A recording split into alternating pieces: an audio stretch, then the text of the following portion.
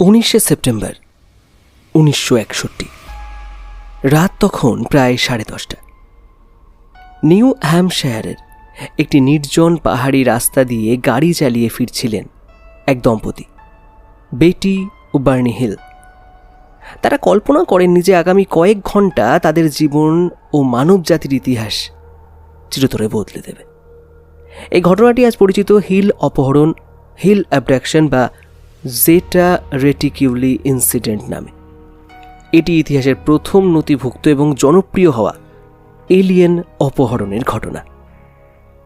আজ আমরা এই রোমাঞ্চকর ঘটনার আদ্যপান্ত এবং এর পেছনে থাকা বৈজ্ঞানিক বিতর্কগুলো নিয়ে বিস্তারিত আলোচনা করব। 1961 সালের একটি শেভরলেট বেল এয়ার গাড়ি চলছে। আকাশে একটি উজ্জ্বল বিন্দু। বার্নি ও বেটি তখন কানাডার নায়াগ্রা ফলস থেকে ছুটি কাটিয়ে ফিরছিলেন। হঠাৎ আকাশে তারা একটি উজ্জ্বল বিন্দু দেখতে পেলেন এবং যা চাঁদের নিচ থেকে ওপরে উঠে আসছিল।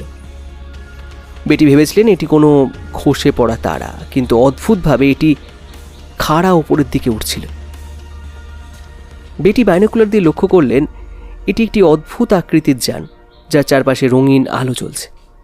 বার্নি প্রথমে ভেবেছিলেন এটি কোনো একটি বাণিজ্যিক বিমান, কিন্তু হঠাৎ যখন যানটি চোখের পলকে তাদের দিকে নেমে এলো, বার্নি বুঝতে পারলেন এটি সাধারণ কোনো বিমান নয়। ইন্ডিয়ান হেডের দক্ষিণে যানটি তাদের গাড়ির ঠিক 80 থেকে 100 ফুট ওপরে স্থির হয়ে দাঁড়ালো। বার্নি তার পিস্তল পকেটে নিয়ে গাড়ি থেকে বেরিয়ে এলেন। বাইনোকুলার দিয়ে তিনি দেখতে পেলেন যানের জানলার ওপাশে 8 থেকে 11 জন হিউম্যানয়েড বা মানুষের মতো প্রাণী তার দিকে তাকিয়ে আছে। যানের ভেতরে থাকা এক প্রাণী বার্নিকে মানসিকভাবে বার্তা দিল, যেখানে আছো সেখানেই থাকো এবং তাকিয়ে থাকো। বার্নি ভয়ে দৌড়ে গাড়িতে ফিরে এলেন এবং দ্রুত পালানোর চেষ্টা করলেন। ঠিক তখনই তারা এক অদ্ভুত বিপিং শব্দ শুনতে পেলেন এবং তাদের জ্ঞান লুপ্ত হতে শুরু করল। যখন তাদের জ্ঞান ফিরল, তারা দেখলেন তারা কনকর্ড শহরের বাইরে গাড়ি চালাচ্ছেন। বাড়িতে পৌঁছে তারা অনুভব করলেন তাদের স্মৃতিশক্তি বড় একটা ফাঁক রয়ে গেছে। ইউফোলজিস্টরা যাকে বলেন মিসিং টাইম, প্রায় 35 মাইল রাস্তার কোনো স্মৃতিই তাদের ছিল না।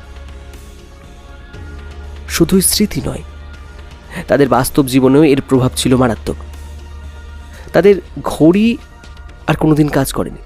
বার্নির জুতোর ঘষা লেগে ছিঁড়ে গিয়েছিল এবং বাইনোকুলারের স্ট্র্যাপও ছিঁড়ে গিয়েছিল। বেটির পোশাকে এক ধরনের গোলাপি পাউডার পাওয়া যায় এবং তার ড্রেস রহস্যময়ভাবে ছিঁড়ে যায়। এমনকি তাদের গাড়ির ট্রাঙ্কে চকচকে কতগুলো বৃত্তাকার দাগ দেখা গিয়েছিল, যার কাছে কম্পাস আনলে এর কাঁটা পাগলের মতো ঘুরতে শুরু করে। এই মানসিক চাপ এবং স্মৃতিহীনতা নিয়ে মুক্তি পেতে তারা সাহায্য চাইলেন বিশিষ্ট মনোরোগ বিশেষজ্ঞ ডক্টর বেঞ্জামিন সাইমনের। 1964 সালে হিপনোসিসের মাধ্যমে তাদের অবদমিত স্মৃতিগুলো আবার ফিরে আসতে শুরু করে। হিপনোসিসের সময় বার্নি এবং বেটি আলাদাভাবে অপহরণকারী প্রাণীদের বর্ণনা দেন। বার্নি বর্ণনা করেন সেই প্রাণীদের বড় বড় চোখের কথা, যা সরাসরি তার মনের ভেতরে ঢুকে পড়ছিল। বেটি তার হিপনোসিসের অপহরণের পূর্ণ কাহিনী বর্ণনা করেন। তাদের জানের ভেতর নিয়ে যাওয়া হয়েছিল এবং বিভিন্ন শারীরিক পরীক্ষা করা হয়েছিল। বেটি আরও দাবি করেন যে তিনি সেই প্রাণীদের নেতার সাথে কথা বলেছিলেন এবং তাকে একটি স্টার ম্যাপ বা নক্ষত্রের মানচিত্র দেখানো হয়েছিল। বেটি তার হিপনোসিসের স্মৃতি থেকে একটি নক্ষত্র মানচিত্র আঁকেন। 1968 সালে মার্জারি ফিশ নামক একজন অপেশাদার জ্যোতির্বিদ এই মানচিত্র নিয়ে গবেষণা শুরু করেন। তিনি সেই সময়কার জ্যোতির্বিদ্যার তথ্য ব্যবহার করে দাবি করেন যে বেটির আঁকা মানচিত্র আসলে জেটা রেটিকিউলি বাইনারি স্টার সিস্টেমের। জেটা রেটিকিউলি পৃথিবী থেকে প্রায় 39.3 আলোকবর্ষ দূরে অবস্থিত একটি জোড়া নক্ষত্র পদ্ধতি। মার্জারি ফিশের এই ব্যাখ্যা ইউফোলজিতে ব্যাপক আলোড়ন সৃষ্টি করে, কারণ 1961 সালে সাধারণ কোনো মানুষের পক্ষে এই নক্ষত্রগুলোর সঠিক অবস্থান জানা অসম্ভব ছিল। তবে আধুনিক ডেটা যেমন গায়া DR3 ব্যবহার করে সাম্প্রতিক গবেষণায় দেখা গেছে যে বেটির মানচিত্রটি কোনো একক নক্ষত্রমণ্ডলীয়র সঙ্গে শতভাগ মিলে যায় না এবং এটি কোনো কাকতালীয় প্যাটার্নও হতে পারে। বেটি বার্নি হিলের এই অপহরণের গল্প আধুনিক বিশ্বে গ্রে এলিয়ান বা জেটা রেটিকুলিয়ান ধারণার জন্ম দেয়। এই প্রাণীদের প্রধান বৈশিষ্ট্য হল ধূসর ত্বক, বিশাল টাক মাথা, ছোট নাক এবং বিশাল বড় বড় কালো বাদাম আকৃতির চোখ। যদিও এর আগে H.G. ওয়েলস তার লেখায় অনেকটা এরকম প্রাণীদের কথা বলেছিলেন, কিন্তু হিল অপহরণের পর থেকেই এটি সারা বিশ্বের পপ কালচারে এলিয়ানের আইকনিক ছবিতে পরিণত হয়।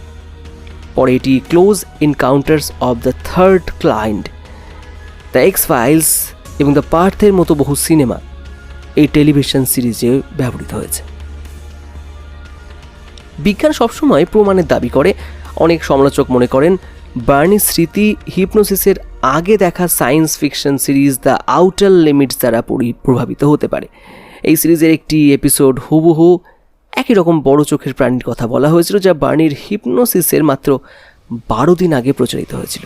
আবার স্থানীয় বাসিন্দা জিম ম্যাকডোনাল্ডের মতে বার্নি এবং বেটি যা দেখেছিলেন তা সম্ভবত ক্যানন মাউন্টেনের ওপর থাকা একটি অ্যারোপ্লেন ওয়ার্নিং বেকন বা সতর্ক সংকেত বাতি। রাতের কুয়াশাচ্ছন্ন রাস্তার ঘুমহীন ক্লান্ত অবস্থায় তারা সেই আলোগুলোকেই ইউএফও বলে ভুল করতে পারেন। যদি মহাবিশ্ব এতই বিশাল হয় এবং প্রাণের অস্তিত্ব থাকা সম্ভব হয়, তবে তারা আমাদের সাথে যোগাযোগ করছে না কেন? একেই বলা হয় ফার্মি প্যারাডক্স। নতুন একটি তত্ত্ব অনুযায়ী একে বলা হচ্ছে কন্ট্রাক্ট এরা। আমরি ওয়ার্ল্ডেন্ডের গবেষণা অনুযায়ী আমরা মহাকাশে রেডিও সংকেত পাঠাতে শুরু করেছি মাত্র 80 থেকে 100 বছর হলো। একে বলা হয় পৃথিবীর রেডিওস্ফিয়ার। যদি এলিয়েন সভ্যতা অনেক দূরে থাকে, তবে আমাদের এই সংকেত এখনও তাদের কাছে পৌঁছায়নি। একটি সভ্যতাকে অন্তত কয়েক হাজার বছর সময় রেডিও সংকেত পাঠিয়ে যেতে হতে পারে, যাতে কোনো উন্নত প্রতিবেশী সভ্যতা তা শনাক্ত করতে পারে এবং পাল্টা কোনো প্রোব বা বার্তা পাঠাতে পারে। যদি কোনোদিন এলিয়েনদের সাথে আমাদের দেখা হয়, তবে আমরা কোন ভাষায় কথা বলব? নীল ডিগ্রেডস টাইসনের মতে আমাদের সবচেয়ে বড় হাতিয়ার হবে পদার্থবিজ্ঞানের ভাষা, কারণ মহাবিশ্বের নিয়ম যেমন মহাকাশ বা আলোর গতি সব জায়গায় এক। আমরা হয়তো ইংরেজি বা বাংলা ভাষায় তাদের সাথে কথা বলতে পারবো না, কিন্তু গণিত বা বিজ্ঞানের সর্বজনীন ধ্রুবকগুলো ব্যবহার করে একে অপরকে বুঝতে পারব। ইতিমধ্যে 1974 সালে আরেসিবো টেলিস্কোপ থেকে M13 তারকামণ্ডলের দিকে গণিত ও ডিএনএর তথ্য সংবলিত একটি ডিজিটাল বার্তা পাঠানো হয়েছিল। যদি আজ কোনো ইউএফও অবতরণ করে বা আমরা রেডিও সংকেত পাই, তবে আমাদের কি করা উচিত? এআই এর একটি নতুন প্রোটোকল তৈরি করেছে। নতুন নিয়ম অনুযায়ী কোনো বিজ্ঞানী বা দেশ একতরফাভাবে এলিয়ানদের উত্তর দিতে পারবে না।